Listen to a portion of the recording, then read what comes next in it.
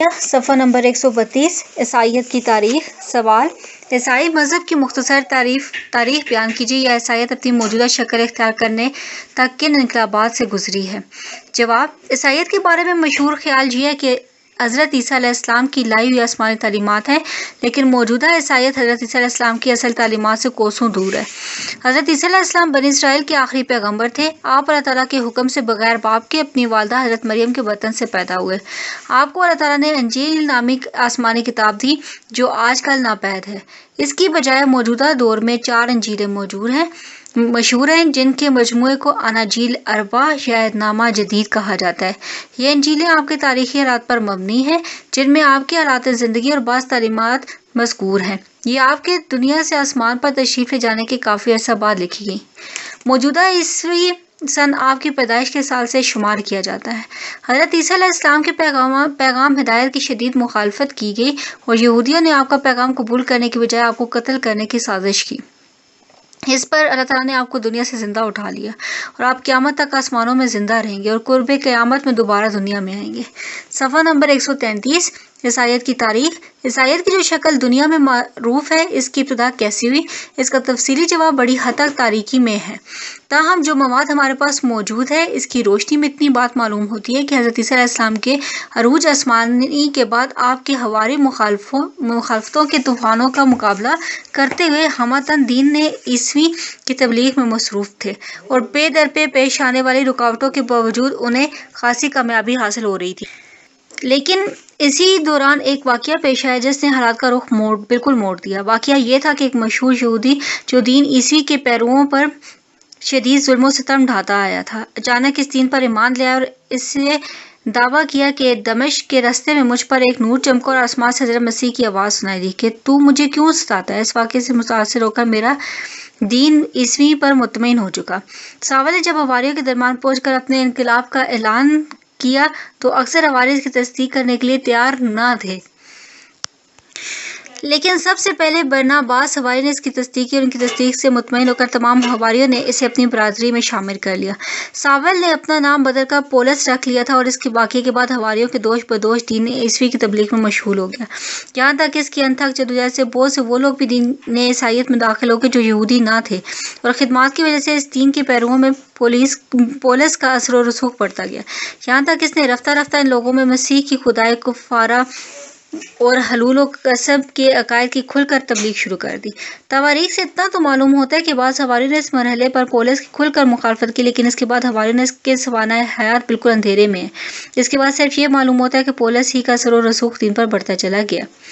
دور ابتدا 4 صدی عیسوی کی ابتدا تک عیسائیت ایک مغلوب اور مقہور مذہب کی حیثیت سے دنیا میں موجود رہا۔ اس دور کو عیسائی مورخین دور ابتلا، ایج آف پرسیکیوشن کے نام سے صفحہ نمبر 134 یاد کرتے ہیں۔ اس عرصے میں عیسائیوں پر سیاسی طور سے رومی مسلط تھے، اور مذہبی طور پر یہودی، رومی اور یہودی دونوں انہی طرح سے ستانے پر متفق تھے۔ اس عہد کی ایک خصوصیت یہ بھی ہے کہ عیسائی مذہب کا نظام عقائد و عبادات ابھی تک مدون نہیں تھا، اسی وجہ سے اس زمانے میں بے شمار فرقے عیسائی دنیا پر چھا گئے۔ کلیمنٹ اگناشیش تقریباً 170، پیپیاس 120، پولیکارپ 155، اگریونس 177 وغیرہ اس دور کے مشہور علماء ہیں، جن کی تصانیف اور مکتوبات پر عیسائی مذہب کی بنیاد قائم ہے۔ قسطنطین اعظم 306 عیسائیت کی تاریخ میں بڑا خوشگوار سال ہے، اس لیے کہ اس سنہ میں شاہ قسطنطین اول روم کا بادشاہ مقرر ہو گیا تھا، اور اس نے عیسائی مذہب قبول کر کے اسے ہمیشہ کے لیے مستحکم کر دیا۔ یہ پہلا موقع تھا کہ سلطنت کا حکمران عیسائیوں پر ظلم توڑنے کی بجائے ان کے مذہب کی تبلیغ کر رہا تھا۔ اس نے قسطنطینیہ، سور، یروشلم اور روم میں بہت سے کلیسا تعمیر کیے، اور عیسائی علماء کو بڑے بڑے اعزاز دے کر انہیں مذہبی تحقیقات کے لیے وقف کر دیا، اور اسی وجہ سے اس کے عہد سلطنت میں اطراف و اکناف کے بجائے علماء کی بڑی بڑی کونسلیں منعقد ہوئیں، جن میں عیسائی نظام عقائد کو باقاعدہ مدون کیا گیا۔ اس سلسلے میں نکاوی کونسل بنیادی اہمیت کی حامل ہے، جو 325 میں نکیہ کے مقام پر منعقد کی گئی تھی۔ اس کونسل میں پہلی بار تثلیث کے عقیدے کو مذہب کا بنیادی عقیدہ تسلیم کیا گیا، اور اس کے منکر مثلاً آریوس وغیرہ کو مذہب سے خارج کر دیا گیا۔ اسی موقع پر پہلی بار عیسائی عقائد کو مدون کیا گیا، جو عقیدہ اتخانی شیش ایتھنیشین کریش کے نام سے مشہور ہے۔ ایتھنیشین کریش مطلب یہاں یہ واضح ہے کہ جو نظام عقیدہ انہانی شیز کے نام سے مشہور ہے وہ اتحائی شیز کی نہیں بلکہ بعد میں کسی نے اس عقیدے کو نظم کر دیا ہے۔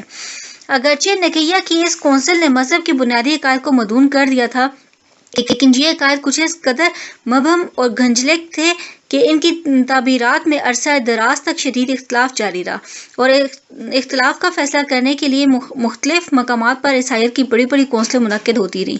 چوتھی اور پانچویں صدی میں یہ مباحثے اپنے شباب پر تھے، اس لیے اس زمانے کو عیسائی مورخین عہد مجالس، ایج آف کاؤنسل یا عہد مباحثات، کنٹروورسی پیریڈ کہتے ہیں۔ قسطنطین سے گریگوری تک 313 سے 539 کے عرصے میں عیسائی مذہب سلطنت روما پر چھا چکا تھا۔ صفحہ نمبر 135۔ اگرچہ بت پرستی کے مذہب اس کے حریف بنے رہے، لیکن سلطنت میں عیسائی مذہب کو عام رواج ہوا، اور اس عرصے میں سلطنت روما کے مفتنانہ لیجسلیچر ابھی مذہب سے بے حد متاثر ہوئے۔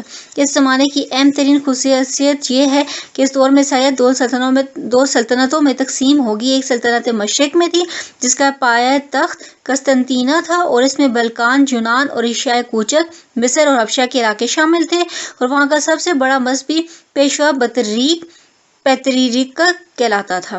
اور دوسری سلطنت مغرب میں تھی جس کا مرکز بدستور روم تھا، اور یورپ کا بیشتر علاقہ اسی کے زیر نگین تھا، اور وہاں کا مذہبی پیشوا پوپ یا پاپا کہلاتا تھا۔ ان دونوں سلطنتوں اور مذہبی طاقتوں میں شروع ہی سے رکاوٹ قائم ہو گئی تھی، اور ان میں سے ہر ایک اپنی مذہبی برتری منوانا چاہتی تھی۔ اس عہد کی دوسری خصوصیت یہ ہے کہ اس میں ربانیت نے جنم لیا، جس کا بنیادی تصور یہ تھا کہ خدا کی رضامندی صرف دنیا کے جمیلوں کو خیر آباد کہہ کر حاصل کی جا سکتی ہے۔ نفس کو جس قدر تکلیف پہنچائی جائے گی، انسان خدا سے اسی قدر قریب ہوگا۔ اگرچہ اس رجحان کے آثار چوتھی صدی سے ہی پیدا ہونے لگے تھے، اور پانچویں صدی میں تو برطانیہ اور فرانس میں بہت سی خانقاہیں تو قائم ہو گئی تھی، لیکن پہلا راہب جس نے سے باقاعدہ نظام بنایا چھٹی صدی کا پاکم مصری ہے۔ پاکم کے بعد بلیوس اور جیروم اس نظام کے مشہور لیڈر ہوئے ہیں۔ تاریخ زمانہ 590 میں گزیگوری اول پوپ بنا تھا۔ اس کے اول سے لے کر شارلمین 800 تا 184 تک کا زمانہ اس طویل عرصے کی پہلی قسط ہے، جسے عیسائی مورخین تاریخ زمانہ ڈارک ایجز کے نام سے یاد کرتے ہیں، اس لیے کہ عیسائیت کی تاریخ میں یہ زمانہ سیاسی اور علمی زوال اور انحطاط کا بدترین دور ہے، اور اس کی بڑی وجہ یہ تھی کہ اس دور میں اسلام عروج پر رہا تھا اور عیسائیوں میں افتراق و انتشار کی وبائیں پھوٹ رہی تھیں۔ اس زمانے کی دو اہم خصوصیات ہیں، ایک تو یہ کہ اس دور میں مغربی عیسائیوں نے یورپ کے مختلف خطوں میں عیسائیت کی تبلیغ شروع کر دی۔ برطانیہ اور جرمنی وغیرہ کے علاقوں میں پہلی بار رومی عیسائیوں کو مذہبی فتح نصیب ہوئی، اور اس کے نتیجے میں 4 صدیوں کی مسلسل کاوشوں کے بعد پورا یورپ عیسائی بن گیا۔ دوسری خصوصیت یہ ہے کہ اسی دور میں اسلام کا آفتاب فاران کی چوٹیوں سے طلوع ہوا۔ صفحہ نمبر 136۔ اور دیکھتے ہی دیکھتے نصف دنیا پر چھا گیا۔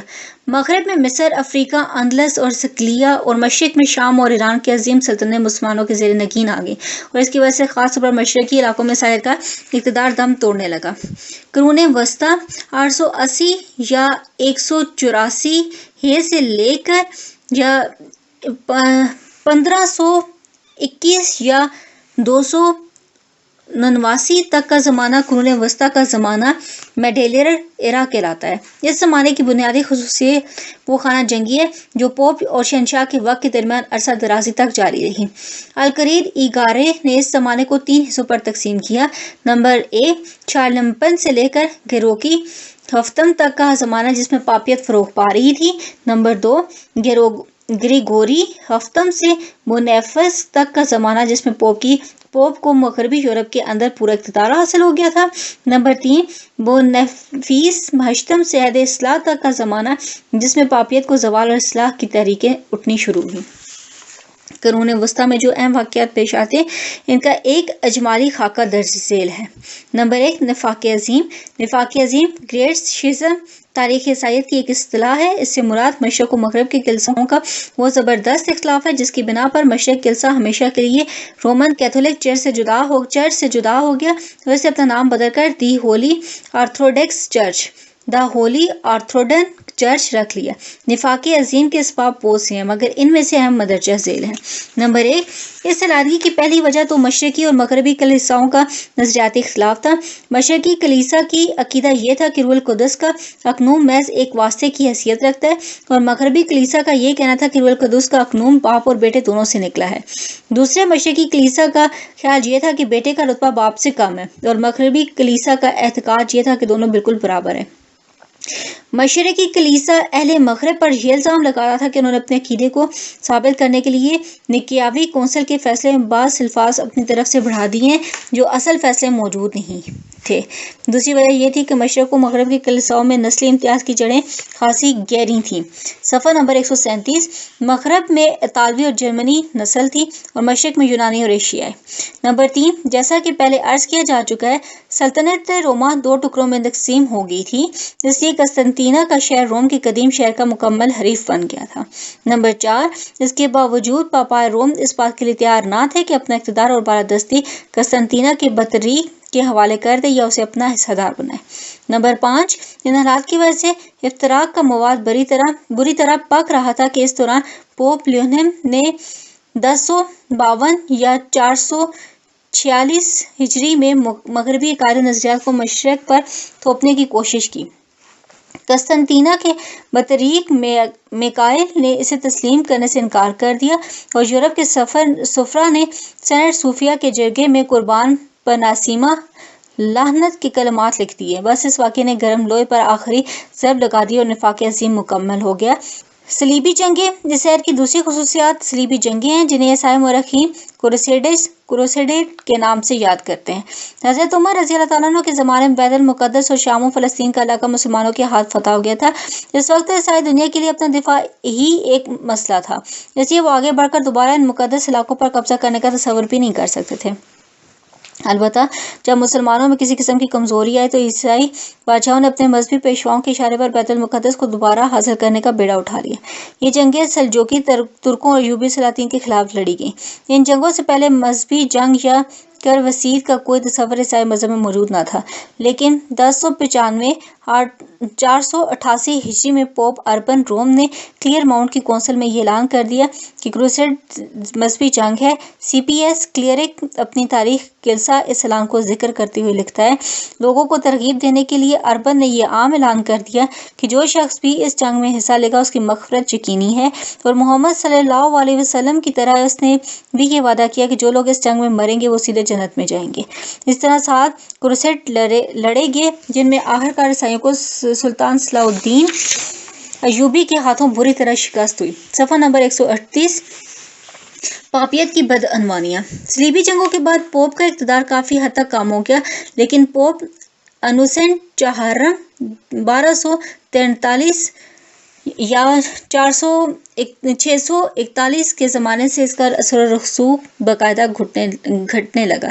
اس کی وجہ یہ تھی کہ انوسنٹ چہارم نے اپنے عہدے سے ناجائز فائدہ اٹھا کر اسی منصب کو سیاسی اور دینوی مقاصد کے لیے استعمال کرنا شروع کر دیا۔ اس زمانے میں مخرط ناموں کی تجارت عام ہوگی اور مختلف فرقوں کے افراد کو زندہ جلا کر اذیت رسائی کی انتہا کر دی گئی۔ بعد کے پاپاؤں نے اس بدعنوانیوں کو انتہا تک پہنچا دیا۔ اسی دوران پوپ بونیفیس ہشتم نے شاہ ایڈورڈز اول اور فرانس کے شاہ فلپ چہارم سے زبردست دشمنی ٹھان لی، جس کا نتیجہ میں روما کی سلطنت سے 71 سال تک پاپیت کا بالکل خاتمہ ہو گیا۔ اس عرصے میں پاپ فرانس میں رہتے رہے، اس لیے اس زمانے کو اسیری بابل کے نام سے یاد کیا جاتا ہے۔ پھر 1378 یا 781 سے 1413 یا 816 تک ایک نئی مصیبت یہ کھڑی ہوگی کہ عیسائی دنیا میں ایک کی بجائے 2 پوپ منتخب ہونے لگے، جن میں سے ہر ایک اپنے اقتدار اعلیٰ کا دعوے دار تھا اور باقاعدہ کارڈینلوں کے ذریعے منتخب ہوتا تھا۔ ایک پوپ فرانس، اسپین اور نیپلز کے علاقوں میں منتخب کیا جاتا تھا، جسے ایونن پوپ کہتے ہیں، اور دوسرا اٹلی، انگلینڈ اور جرمنی کا تاجدار ہوتا تھا، جسے رومن پوپ کہا جاتا ہے۔ اس انتشار کو بھی بعض مورخین نفاق عظیم کہتے ہیں۔ اصلاح کی ناکام کوششیں۔ جس زمانے میں پاپیت کی بدعنوانیاں اپنے عروج پر تھیں، بہت سے مسلمین نے حالات کی اصلاح کی کوشش کی۔ ان لوگوں میں فکیلف متوفی 1382 اور 886 کا نام سر فہرست ہے۔ جو کلسا کے ایجاد کردہ بدعتوں کا دشمن تھا اور نیک و پرہیزگار پاپاؤں کے انتخاب کا داعی۔ اسی نے سب سے پہلے بائبل کا انگریزی ترجمہ کیا جو 1385 788 ہجری میں شائع ہوا، حالانکہ اس سے پہلے بائبل کا کسی اور زبان میں ترجمہ کرنا ایک سنگین جرم سمجھا جاتا تھا۔ اسی کی تعلیمات سے متاثر ہو کے اس کے بعد جان ہس اور جیروم اصلاح کے لیے کھڑے ہوئے، لیکن ابھی ان اصلاحات کے لیے فضا سازگار نہ تھی۔ پاپاؤں کے افتراق اور نفاق عظیم کو ختم کرنے کے لیے 1409 816 ہجری میں کونسل پیسا بلائی گئی، جس میں اسی بیشپ شریک ہوئے۔ انہوں نے دونوں حاسد پاپاؤں کو معزول کر کے ایکسینٹم پنجم کو منتخب کیا، لیکن وہ فوراً مار گیا۔ اس کے بعد ایک پیری ڈاکو جان بست وسوم کو پوپ نامزد کیا گیا، مگر وہ اپنے معاصر پاپاؤں کو نہ دبا سکا اور نتیجہ یہ نکلا کہ کلسا میں 2 کی بجائے 3 پوپ ہو گئے اور کلسا کے فق میں اور اضافہ ہوا۔ صفحہ نمبر 139۔ بالآخر نومبر 1414 یا 817 ہجری میں کانسٹنس کے مقام پر ایک کونسل بلائی گئی، جس میں نفاق اعظم کا خاتمہ تو ہوا، لیکن اسی کو کونسل میں جان ہس کی تعلیمات کو باتفاق بدعتی قرار دے دیا گیا اور اس کے نتیجے میں ہس اور اس کی شاگرد جیروم کو زندہ جلا دیا گیا۔ نتیجہ یہ کہ پاپیت کی اخلاقی اور مذہبی بدعنوانیاں بستور برقرار رہیں، لیکن جان ہس کی تحریک بیداری کی تحریک تھی اور ظلم و ستم سے نہ دب سکی۔ اس کی تعلیمات سے متاثر ہونے والوں کی تعداد میں اضافہ ہوتا رہا، یہاں تک کہ پوپ کو اپنا اقتدار متزلزل ہوتا نظر آیا، تو اس نے 1831 834 میں باسل میں ایک کونسل بلائی، جس میں اصلاح کی تحریک کو دلائل کے ذریعے دبانے کی کوشش کی گئی، مگر اس کا کوئی خاص نتیجہ نہ نکل سکا۔ عہد اصلاح اور پروٹسٹنٹ فرقہ۔ آخرکار 1483 یا 888 میں فرقہ پروٹسٹنٹ کا بانی مارٹن لوتھر پیدا ہوا، جس نے پاپیت کے تابوت میں آخری میخ ٹھونک دی۔ اس نے اپنی زندگی میں سب سے پہلے مغفرت ناموں کی تجارت کے خلاف آواز بلند کی۔ جب اسے قبول کر لیا گیا تو اس نے پوپ کے غیر معمولی اختیارات کے خلاف بغاوت کر دی اور بپتسمہ اور اشاع ربانی کے سواتاً تمام رسوم کو منگھڑت بتایا جو رومی کلیسا نے ایجاد کر رکھی تھی۔ سوئٹزرلینڈ میں زنوگلی نے یہی آواز بلند کی اور ان کے بعد 16ویں صدی کی ابتدا میں ہبان کالون اسی تحریک کو لے کر جنیوا میں آگے بڑھا، یہاں تک کہ یہ آواز فرانس، اٹلی، جرمنی اور یورپ کے ہر خطے سے اٹھنی شروع ہوگی اور بالآخر انگلستان میں بادشاہ ہنری ہشتم اور ایڈورڈ چہارم بھی اس تحریک سے متاثر ہو گئے اور اس طرح پروٹسٹنٹ فرقہ کیتھولک چرچ کا مضبوط مد مقابل بن گیا۔ اقلیت کا زمانہ۔ اب وہ زمانہ شروع ہو چکا تھا جس میں یورپ نے نشستہ ثانیہ کے بعد سائنسی اور تکنیکی ترقی میں دنیا کے ہر خطے کو پیچھے چھوڑ دیا تھا۔ یورپ کی وہ قومیں جو اب تک غاروں میں پڑی سو رہی تھیں بیدار ہوئیں۔ پادریوں اور پاپاؤں کی علم دشمنی اور بدعنوانیاں ان کے دل میں مذہب کی طرف سے شدید نفرت پیدا کر دی۔ مارٹن لوتھر نے پہلی بار کلیسا کے خلاف جنگ لڑنے اور بائبل کی تشریح و تعبیر میں اپنا اسلاف سے اختلاف کرنے کی جرات کی تھی، مگر جب یہ دروازہ ایک مرتبہ کھلا تو کھلتا چلا گیا۔ لوتھر نے صرف بائبل کی تشریح و تعبیر کا اختیار اپنے ہاتھ میں لیا تھا، مگر خود بائبل پر نکتہ چینی کی جرات اسے بھی نہ ہوئی تھی۔ لیکن اس کے بعد جو مفکرین اقلیت ریشنلزم کا نعرہ لگا کر اٹھے، انہوں نے اپنی تنقید میں بائبل کو بھی نہ بخشا۔ صفحہ نمبر 140۔ اور عیسائیت کے ایک ایک عقیدے کو اپنی تنقید طعن و تشنیع بلکہ استہزاء اور تمسخر کا نشانہ بنانے لگے۔ ان لوگوں کا نعرہ یہ تھا کہ مذہب ایک ایک مجموعے کو عقل کی کسوٹی پر پرکھا جائے گا اور ہر اس بات کو دریا برد کر دیا جائے جو ہماری عقل میں نہ آتی ہو، چاہے اس کے لیے کتنے ہی ایسے عقائد و نظریات کو خیر آباد کرنا پڑے جنہیں کلیسا عرصہ دراز تقدس کا لبادہ پہنا کر سینے سے لگائے چلے آ رہے ہیں۔ یہ لوگ اپنے آپ کو اقلیت پسند ریشنلسٹس اور اپنے زمانے کو اقلیت کا زمانہ ایج آف ریزنز کہتے ہیں۔ اقلیت کا یہ نشہ جب چڑھنا شروع ہوا تو کوئی عقیدہ اس کی دست برد سے سلامت نہ رہا، یہاں تک کہ دولائٹر 1694 1105 ہجری، 1788 1602 ہجری، 1606 ہجری جیسے ملد سسٹائس بھی پیدا ہوئے، جنہوں نے سرے سے خدا کے وجود ہی شک وارتیاب کا بیج بو دیا اور اس کے بعد کھلم کھلا خدا کا انکار کیے جانے لگے۔ ہمارے زمانے کا مشہور فلسفی برٹراڈ رسل اس طبقے کا آخری نمائندہ ہے جو اب تک بقائد حیات ہے۔ تجدد کی تحریک۔ مذہب کے ماننے والوں پر اقلیت کی تحریک کا رد عمل دو طرح ہوا۔ کچھ لوگ تو وہ تھے جنہوں نے اقلیت کی اس تحریک سے مرعوب ہو کر مذہب میں کچھ تبدیلیاں شروع کی۔ اس تحریک کو تجدد ماڈرنزم کی تحریک کہا جاتا ہے، مگر اس کی تشریح و تعبیر غلط طریقے سے کی جاتی رہی۔ بائبل میں اتنی لچک موجود ہے کہ اسے ہر زمانے کے انکشافات اور سائنسی تحقیقات کے مطابق بنایا جا سکتا ہے اور اس مقصد کے لیے بائبل کے بعض غیر اہم اصولوں کو ناقابل اعتبار بھی کہا جا سکتا ہے۔ اور اس کے متوارث الفاظ و معنی کی قربانی بھی دی جا سکتی ہے۔ ڈاکٹر پولین کے مطابق اس طبقے کا سرکردہ مشہور فلسفی روشیوس تھا۔ ہمارے قریبی زمانے میں پروفیسر ہارنیک اور رینان اس طبقے کے مشہور اور قابل نمائندے ہیں۔ احیا کی تحریک۔ اقلیت کی تحریک کا دوسرا رد عمل اس کے بالکل برخلاف یہ ہوا کہ بعض مذہبی طبقوں میں خالص رومن کیتھولک مذہب کو اثر نو زندہ کرنے کی تحریک شروع ہوگی۔ یہ تحریک کیتھولک ریوائول موومنٹ کہلاتی ہے۔ اس تحریک کے علمبرداروں نے اقلیت پسندوں کے خلاف جنگ شروع کی اور کہا کہ عیسائیت وہی ہے جو ہمارے اسلام نے سمجھی تھی اور جس کا ذکر ان کی نسلوں کے فیصلوں میں چلا آتا ہے۔ کلیسا کو پھر سے بڑا اقتدار کا مالک ادارہ ہونا چاہیے اور کیتھولک عقائد میں کسی تبدیلی کی ضرورت نہیں۔ صفحہ نمبر 141۔ یہ تحریک 19ویں صدی عیسوی میں شروع ہوئی تھی اور یہ وہ زمانہ ہے کہ جب مغرب کے لوگ مادیت کا پورا تجربہ کرنے کے بعد اسی کے دامن سے سینکڑوں گاؤں لے کر لوٹ رہے تھے۔ مادی تہذیب نے مغربی زندگی میں جو زبردست بے چینی پیدا کر دی تھی، اس کی وجہ سے ایک بار پھر روح کی طرف توجہ دینے کا شعور تازہ ہو رہا تھا۔ احیا کی تحریک نے ایسے لوگوں کو سنبھالا اور وہ ایک مرتبہ پھر عیسائیت کے ان قدیم نظریات کی گود میں جا گرے جنہوں نے عیسائی دنیا کو 13ویں صدی اور 14ویں صدی میں تباہی کے کنارے لا کھڑا کر دیا۔ اس تحریک کے علمبرداروں میں الیگزینڈر ناکس 1757 1169 ہجری، جان ہنری نیومن 1801 1216 ہجری، ہلیریل فراؤڈ 1803 1618 ہجری اور رچرڈ ولیم چرچ 1815 1630 ہجری خاص طور پر مشہور ہے۔ عیسائی دنیا میں ہمارے زمانے تک یہ تینوں تحریک اقلیت، تحریک تجدد اور تحریک احیا باہم برسر پیکار ہیں اور تینوں کے نمائندے بڑی تعداد میں پائے جاتے ہیں۔